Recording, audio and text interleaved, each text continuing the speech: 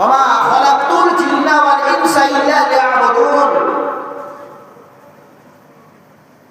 আমি জিন জাতিকে মানব জাতিকে সৃষ্টি করতাম না, কিন্তু সৃষ্টি করার উদ্দেশ্য হলো, কারণ হলো এটাই, এই জন্য আমি সৃষ্টি করেছি যে তারা আমার উপাসনা করবে। ইল্লা লিয়াবুদুন, তারা শুধু আমার ইবাদত করবে, আনুগত্য করবে, উপাসনা করবে, পুজো পাঠ করবে। এই জন্য আমি মহান স্রষ্টা সৃষ্টি করেছি, না তো আমি সৃষ্টি করতাম না জিন জাতিকে মানব জাতিকে। তাহলে আমাদেরকে মুসলমান হিসাবে করণীয় কি, কর্তব্য কি? আমরা মুসলিম,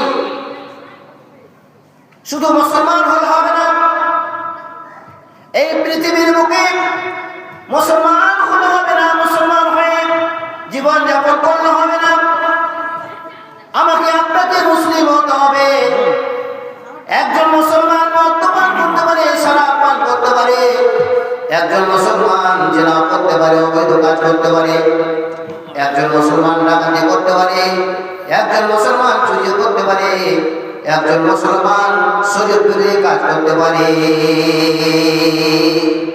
মুসলমান করতে পারবে, কিন্তু মুসলিম করতে পারবে না।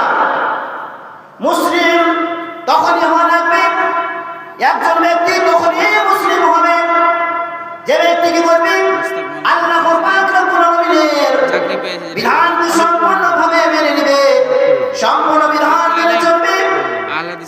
ইসলামের যত বিধান রয়েছে, মত রয়েছে, আল্লাহ পাক রব্বুল আলামিন যে বিধান দিয়ে দিয়েছেন, এই বিধানের উপরে যে ব্যক্তি কঠোর থাকবে, দণ্ডবান থাকবে, আল্লাহ পাক রব্বুল আলামিনের সেই বিধানের উপরে দৃঢ়ভাবে, সুন্দরভাবে, সঠিকভাবে দণ্ডবান থাকবে, সেই ব্যক্তি হবে প্রকৃত মুসলিম। সাউন্ডটা বাড়াও। প্রকৃত মুসলিম হবে।